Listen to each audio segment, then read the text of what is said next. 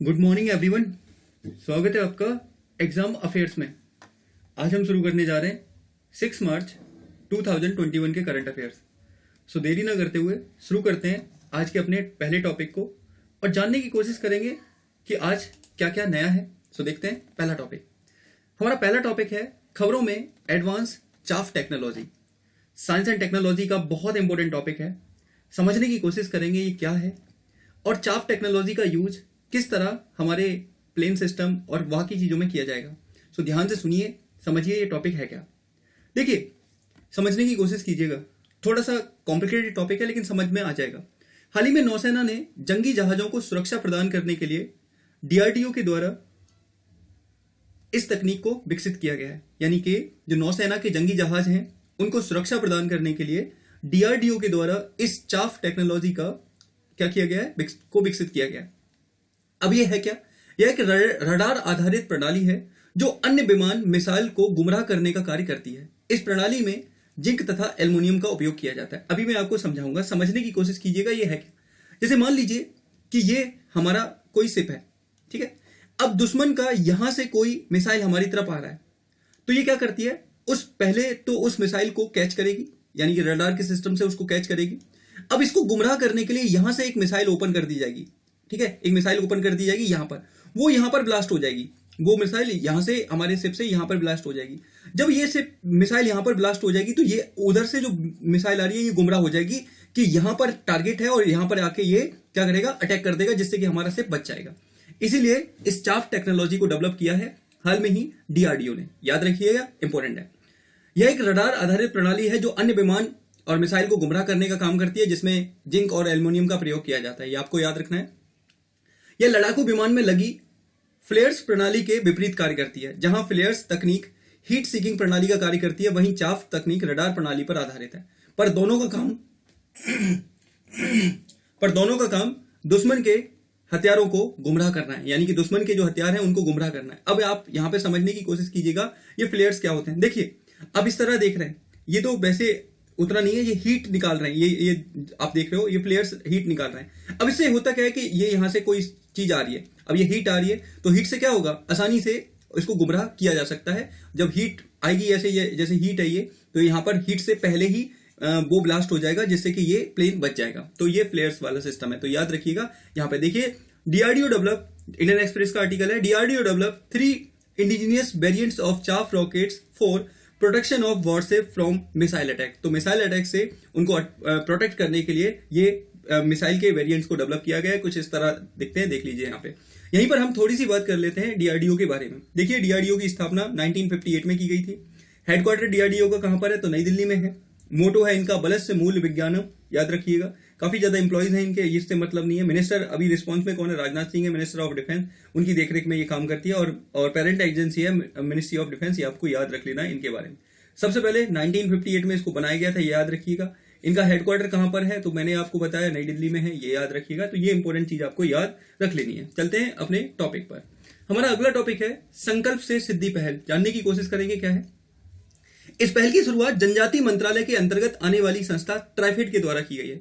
यानी कि संकल्प से सिद्धि पहल की शुरुआत ट्राइफेड के द्वारा की गई है, आपको अच्छे से याद रखना है। अब होगा क्या, इस पहल के तहत गांवों को डिजिटल कनेक्ट किया जाएगा, यानी कि जो ट्राइबल गांव हैं उनको डिजिटली कनेक्ट किया जाएगा, जिससे कि ट्राइबल क्षेत्र में जो मौजूद बंधन विकास केंद्र हैं उनको सक्रिय बनाया जा सके, जिससे कि ट्राइबल जो जंगलों से उत्पाद इकट्ठा करते हैं उन उत्पादों को उन बंधन केंद्र पर जाकर बेच सके और हम लोग उनको खरीद सके, जिससे कि ट्राइबल्स का क्या हो, ट्राइबल्स को आत्मनिर्भर बनाया जा सके, ट्राइबल्स को आगे मजबूत किया जा सके। इसलिए ट्राइफेड के द्वारा संकल्प से सिद्धि पहल की शुरुआत की गई है। अच्छे से याद रखिएगा। यहां पे देखिए, सेंटर लॉन्च संकल्प से सिद्धि सिस्टम टू ट्रांसफॉर ट्राइबल इकोसिस्टम। तो ट्राइबल इकोसिस्टम को ट्रांसफॉर्म करने के लिए इसकी शुरुआत की गई है, आपको अच्छे से याद रख लेना है। अब इसमें होगा क्या, इसमें एक साल में 100 दिन में अलग अलग जगह पर 150 टीम जाएंगी, जिसमें से हर एक टीम के 10 मेंबर होंगे जो अलग अलग एरिया में जाएंगे और इनको जो बंधन विकास केंद्र हैं उनको डेवलप करने का काम करेंगे, जिससे कि ट्राइबल वहां पर अपने प्रोडक्ट बेच सकें। ठीक है, ये आपको याद अच्छे से रख लेना है। यहीं पर हम थोड़ा सा समझ लेते हैं ट्राइफेड के बारे में। देखिए जरा, ट्राइफेड के बारे में समझिए। ट्राइफेड की स्थापना 1987 में हुई थी। हेडक्वार्टर इसका कहां पर है, नई दिल्ली में है। मिनिस्टर वर्तमान में अर्जुन मुंडा जी हैं, मिनिस्टर फॉर ट्राइबल अफेयर्स। और जो इसके ट्राइफेड के जो चीफ हैं वो है रमेश चंद मीना जी, ठीक है, रमेश चंद मीना जी इसके चीफ हैं, ये आपको अच्छे से याद रख लेना है। इसके अलावा प्रतिभा ब्रह्मा वाइस चेयरपर्सन है, परमवीर कृष्णा इसके मैनेजिंग डायरेक्टर है, और पेरेंट एजेंसी है मिनिस्टर ऑफ ट्राइबल अफेयर्स, याद रखिएगा यहीं पर। इसके अलावा एक छोटा सा आर्टिकल छपा था एक स्कीम पर जिसका नाम है stand up India scheme, 25,000 crore to over 1.4 lakh accounts sanction. तो काफी बड़े लेवल पर इन्होंने स्टैंड अप इंडिया योजना के तहत लोन दिया गया है। तो समझ लेते हैं इसको क्या है। देखिए, इसकी आपको याद रखना है, स्टैंड अप इंडिया योजना की शुरुआत 5 अप्रैल 2016 को की गई थी, यानी कि आज से 4 साल पहले, 5 साल मान सकते हैं आप, की गई थी। ये आपको अच्छे से याद रख लेना है। दूसरी चीज आपको याद रखनी है, किसने की थी, तो प्राइम मिनिस्टर मोदी ने की थी। और स्टैंड अप किस लिए की गई थी, तो आपको याद रखना है SC, ST तथा महिला उद्यमियों को आगे बढ़ाने के लिए इस स्टैंड अप योजना की शुरुआत की गई थी। अच्छे से याद रखिएगा। चलते हैं अपने अगले टॉपिक पर। हमारा अगला टॉपिक है नेशनल मैरीटाइम डे। समझने की कोशिश करेंगे क्या है। 1964 से प्रत्येक 5 अप्रैल को यह दिवस मनाया जाता है। इस दिवस का मुख्य उद्देश्य सुरक्षित तथा पर्यावरण हितैषी वाणिज्य और वैश्विक अर्थव्यवस्था को बढ़ावा देना है। कहने का मेरा मतलब यह है 1964 से यह मनाया जा रहा है और 5 अप्रैल को मनाया जाता है। अब इसका उद्देश्य क्या है, तो आप जानते हैं मैरीटाइम को सुरक्षित करना, जिससे कि एक अच्छा वातावरण मैरीटाइम में हो सके, जिसका लाभ हम सब उठा सकें, ठीक है। और एक और बात याद रखनी है, इस दिवस के प्रति जागरूकता फैलाने के लिए वरुण पुरस्कार का आयोजन कहां पे किया गया था, तो मुंबई में किया गया था। तो ये भी आपको याद रख लेना है, इंपॉर्टेंट है। यहां पे फाइनेंशियल एक्सप्रेस से मैंने ये आर्टिकल लिया था। National maritime day 58th edition to highlight India's growth in the maritime domain. तो इंडिया की ग्रोथ को भी बता रहा है, ये आपको याद रख लेना है। 5 अप्रैल को मनाया जाता है नेशनल मैरीटाइम डे, और इस साल कौन से नंबर का है, तो 58th नंबर का है। ये भी आपको याद रखना है। चलते हैं अगले टॉपिक पर। यहां पे देखिए AIR का आर्टिकल है, यहां पे national maritime day wing observe today, यानी कि ये 5 अप्रैल का था, तो ये आपको याद रख लेना है। और आज 6 अप्रैल हो गई, तो कल का है, ठीक है। ये आपको याद रख लेना है, इंपॉर्टेंट है यहाँ पे। तो प्रकाश जावड़ेकर जी ने एक वो ऑर्गेनाइज भी किया था। देखते हैं अगला है मियामी ओपन टेनिस चैंपियनशिप। समझने की कोशिश करेंगे क्या है। हाल में ही आयोजित इस प्रतियोगिता में एस्ले बार्टी ने महिला एकल का खिताब जीता है। यानी कि जो एस्ले बार्टी हैं, ये आप देख सकते हैं, इन्होंने क्या किया है, इन्होंने अपने प्रतिद्वंदी जिनका नाम है बियांका एंड्रेसो, इनको ये रिटायर हो गई थी, इंजर्ड हो गई थी, इनको हराकर आप कह सकते हो कि मियामी ओपन टेनिस चैंपियनशिप जीत ली है। तो याद रखिएगा, नंबर 1 है एस्ले बार्टी जी, उन्होंने ये खिताब जीता है, ठीक है। अच्छे से याद रखिएगा, जिससे कि आपको चीजें याद रहे। ये टेनिस के क्षेत्र में है मियामी ओपन, ठीक है। चलते हैं अगले टॉपिक पर। हमारा अगला जो टॉपिक है वो है Satyagraha against pollution movement. Very very important, ध्यान से सुनिएगा, बहुत अच्छा है, काफी बढ़िया टॉपिक है, फेवरेट टॉपिक है आज का मेरा ये। देखते हैं क्या है। हाल ही में इस आंदोलन की शुरुआत गुजरात के बिरल देसाई के द्वारा की गई है। यानी कि सत्याग्रह अगेंस्ट पॉल्यूशन मूवमेंट की शुरुआत गुजरात के बिरल देसाई जी के द्वारा की गई है। अब होगा क्या इसमें, क्या इसका उद्देश्य लोगों को पर्यावरण में बढ़ रहे प्रदूषण के बारे में जागरूक करना है। लोगों को बताना है कि किस प्रकार हमारा पर्यावरण प्रदूषित होता जा रहा है, किस प्रकार हमारे द्वारा जो गतिविधियां की जा रही हैं उनसे बहुत ज्यादा हमें नुकसान हो रहा है। तो इसलिए सत्याग्रह अगेंस्ट पॉल्यूशन मूवमेंट की शुरुआत की गई है। अब होगा क्या, ग्रीन मैन ऑफ गुजरात के नाम से जाने जाने वाले श्री देसाई 75 सप्ताह में 2.7 लाख पेड़ लगाएंगे। यानी कि ये 7 लाख पेड़ लगाएंगे, जिससे कि पर्यावरण को सुरक्षित बनाया जा सके, जिससे कि पर्यावरण को व्यवस्थित किया जा सके। ये काम किया जाएगा मिस्टर देसाई के द्वारा, जिनका नाम है पूरा बिरल देसाई, जिन्हें ग्रीन मैन ऑफ गुजरात के नाम से जाना जाता है। यहां पे देखिए ANI का ये आर्टिकल है, क्या है, green man Viral Desai to stage satyagraha against environment pollution as part of Azadi ka Amrit Mahotsav. तो आजादी के अमृत महोत्सव के दौरान ही इन्होंने इसकी शुरुआत की है, सत्याग्रह अगेंस्ट पॉल्यूशन की। अच्छे से याद रखिएगा, इंपॉर्टेंट टॉपिक है। अगला है हमारा खबरों में sports women of the decade award. क्या है ये, sports women of the decade award देखेंगे। हाल ही में व्यक्तिगत ओलंपिक की श्रेणी में यह अवार्ड 6 बार की वर्ल्ड चैंपियन, यानी कि जो मुक्केबाज है हमारे देश की वर्ल्ड चैंपियन मैरी कॉम को प्रदान किया गया। आप देख सकते हैं MC मैरी कॉम जी ये यहाँ पे हैं, इनको क्या दिया गया है, sports women of the decade का अवार्ड दिया गया है। इसके अलावा रैकेट की श्रेणी में अवार्ड PV सिंधु को फीमेल में, और श्रीकांत कदम्बी जो श्रीकांत हैं उनको मेल की कैटेगरी में दिया गया है। याद रखिएगा, sports women of the decade important है ये। और किसको दिया गया है हाल में ही, तो मैंने बताया ये दिया गया है किसको, MC मैरी कॉम जी को। देखिए आगे यहाँ पे sports stars is day 4 Mary Kom Bindra Sindhu Srikanth honoured. यहाँ पे बिंद्रा जी को inspirational giant of Indian sports के लिए मिला है, श्रीकांत और सिंधु को बिग मैं बता चुका हूं रैकेट के लिए मिला है, और गोपीचंद को क्या कोच के लिए मिला है, कोच ऑफ द डिकेड का अवार्ड मिला है गोपीचंद को, पुलेला गोपीचंद को। ठीक है, चलते हैं अगले टॉपिक पर। हमारा अगला टॉपिक है भारत के पहले पर्यावरण मंत्री क्या है। हाल ही में भारत के पहले पर्यावरण मंत्री श्री दिग्विजय सिंह झाला जी का निधन हो गया। इस वजह से ये न्यूज में थे।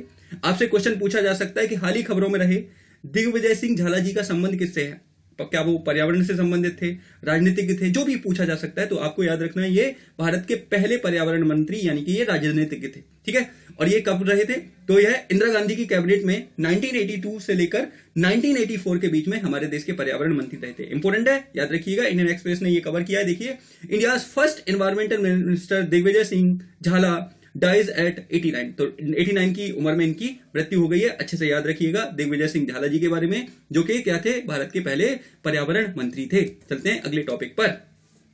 हमारा अगला टॉपिक है academic ranking of world universities 2020 क्या है। संघाई रैंकिंग, इसको संघाई रैंकिंग के नाम से भी जाना जाता है। तो हाल में ही इन्होंने 2020 के लिए ये रैंकिंग जारी की है और इस रैंकिंग में प्रथम स्थान दिया गया है हार्वर्ड विश्वविद्यालय को, जिसे 100 अंक देकर प्रथम स्थान दिया गया। तो अपने आप में काफी अच्छी बात है, हार्वर्ड विश्वविद्यालय के लिए उन्हें प्रथम स्थान मिला है। अब हम जरा यहीं पर भारत की स्थिति समझ लेते हैं। इसी के साथ भारत के जो भारतीय विज्ञान संस्थान है, जो भारत का भारतीय विज्ञान संस्थान है यानी कि IISc बेंगलुरु जो है, उसे उच्च स्थान दिया गया है, ये आपको याद रखना है।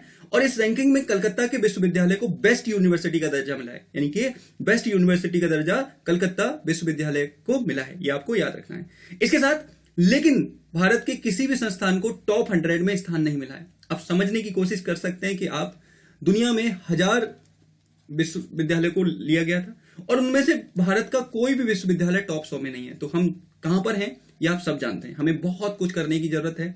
अगर हमें विश्वगुरु बनना है, हमें अपने आप को आगे लाना है, हमें अपनी पहचान बनानी है, तो हमें शिक्षा में काम करना ही होगा और हम सबको करना होगा। ये हम सबकी जिम्मेदारी है और हम सबको मिलकर ही ये करना होगा। तो देखते हैं आगे क्या है। यहां पे देखिए academic ranking of world university, वहां से मैंने ये आर्टिकल लिया है, ठीक है। तो ये सारी चीजें Shanghai academic ranking world university 2020 press release क्या है, Shanghai ranking 2020 IISc Bengaluru best in the country. इसके अलावा 15 Indian universities among global top 1000, तो टॉप 1000 में है। और एक और बात आपको याद रखनी है, 4th नंबर पर आया है अलीगढ़ मुस्लिम यूनिवर्सिटी। इंडिया के मामले में बात कर रहा हूं, वैसे नहीं, ठीक है। Aligarh Muslim university found in the place in the top 10 Indian universities for the first time. तो अपने आप में काफी अच्छा काम किया है अलीगढ़ मुस्लिम यूनिवर्सिटी ने। चलते हैं अगले टॉपिक पर। अगला टॉपिक है पंडित माखनलाल चतुर्वेदी जी। देखिए, हिंदी से हम सबका लगाव है और इनका हिंदी में बहुत ज्यादा योगदान था। मध्य प्रदेश से संबंधित रखते थे ये और काफी अच्छे पर्सनैलिटी थे हिंदी के मामले में। तो इस वजह से ये छोटा सा आर्टिकल था, मैंने कहा इसको कवर किया जाए। देखते हैं क्या है। हिंदी के महान कवि श्री माखनलाल चतुर्वेदी की 4 अप्रैल को जयंती मनाई गई। इनकी 4 अप्रैल को जयंती मनाई गई थी, याद रखिएगा। छायावाद के महान कवि जिन्हें भारतीय आत्मा के रूप में जाना जाता है, यानी कि इनको भारतीय आत्मा के रूप में जाना जाता है। तो ये आप अच्छे से याद रखिएगा पंडित माखनलाल चतुर्वेदी जी के बारे में। बर्थ एनिवर्सरी थी इनकी 4 अप्रैल को, याद रखिएगा। इनका जन्म हुआ था 4 अप्रैल 1889 को और इनकी मृत्यु हुई थी 30 जनवरी 1968 को। इंडियन पोइट थे, इन्होंने बहुत सारी चीजें लिखी हैं और he was also take participation in the India's freedom struggle. तो इंडिया के फ्रीडम स्ट्रगल में भी इन्होंने पार्टिसिपेट किया था और साथ में इन्हें फर्स्ट साहित्य अकादमी अवार्ड इनके लिए मिला था 1955 में। ये भी आपको याद रख लेना है, ठीक है। इसको इनके बाद पद्म भूषण इनको मिला। तो काफी अच्छी पर्सनैलिटी थे, ये आपको याद रखना है पंडित माखनलाल चतुर्वेदी जी के बारे में। चलते हैं अगले टॉपिक पर। यहीं पे देखिए अटल इनोवेशन मिशन खबरों में था, तो मैंने एक छोटा सा आर्टिकल लिया है, वहां से कवर कर दिया। Chintan Vaishnav appointed as mission director of Atal innovation mission. तो अटल इनोवेशन मिशन के हाल में ही इनको डायरेक्टर बनाया गया है। अब यहीं पर आप समझ लीजिए अटल इनोवेशन मिशन क्या है। देखिए, भारत सरकार ने इनोवेशन को बढ़ावा देने के लिए इस अटल इनोवेशन की शुरुआत की थी और आपको याद रखना है ये नीति आयोग का प्रोग्राम है, यानी कि यह नीति आयोग के साथ मिलकर काम करता है, जिससे कि हमारे देश में इंटरप्रेन्योरशिप को बढ़ावा दिया जा सके, जिससे कि ज्यादा से ज्यादा लोग इंटरप्रेन्योर बने और वो जॉब प्रोवाइडर बने, ठीक है, वो लोगों को जॉब प्रोवाइड करें। इसलिए इसकी शुरुआत की गई थी अटल इनोवेशन मिशन की। अभी काफी न्यूज में है ये, तो याद रखिएगा। हाल में ही चिंतन वैष्णव जी को इसका डायरेक्टर बनाया गया है। चलते हैं अगले टॉपिक पर। अगला टॉपिक है हमारा अभ्यास प्रश्न। देखो, दोनों भाषाओं में है, एक यहाँ पर इंग्लिश में लिखा हुआ है, स्पेस कम था इस वजह से मैंने इसको इधर कर दिया है, तो आप देख लीजिएगा, ठीक है। देख लेते हैं क्या है ये। बैकाल झील के संदर्भ में निम्न कथनों पर विचार करना है आपको बताना है कि यह स्टेटमेंट 1 है, रूस के साइबेरिया क्षेत्र में स्थित है दुनिया की सबसे गहरी खारे पानी की झील है, पहला स्टेटमेंट। दूसरा है हाल ही में यहां पर अंडर वाटर न्यूट्रिनो टेलीस्कोप लगाया गया है। तो आपको बताना है, गलत कथन का चुनाव करना है आपको, केवल 1, बी केवल 2, ऑप्शन सी, 1 और 2, ऑप्शन डी, इनमें से कोई नहीं। जो भी आपका आंसर हो उसका आंसर आपको कमेंट बॉक्स में अच्छे से देना है, ठीक है। इंग्लिश में भी लिखा हुआ है, ठीक है। तो ये आपको याद रखना है। कैसा लगता है आपको ये कार्यक्रम? अगर अच्छा लगता है तो प्लीज आप सपोर्ट करें इसे, क्योंकि काफी मेहनत से चीजें डेवलप की जाती हैं। और देखो, करंट अफेयर के साथ साथ वो टॉपिक भी कवर किए जाते हैं जो ट्रेडिशनल हैं, तो आप बाकियों से मैच कर सकते हैं। सिर्फ यहाँ पर वन लाइनर खबरें यूज कवर नहीं की जाती हैं, टॉपिक के अंदर डेप्थ से बात की जाती है। अगर चीजें आपको पसंद आ रही हैं, लग रहा है कि आपके लिए फायदेमंद है, तो इसे दूसरों के साथ शेयर करें, चैनल को थोड़ा सा बढ़ाएं, जिससे कि हम और अच्छे से काम कर सकें, ठीक है। तो मिलते हैं ऐसे ही किसी नई वीडियो में, तब तक के लिए आप सभी का धन्यवाद। God bless you all of you.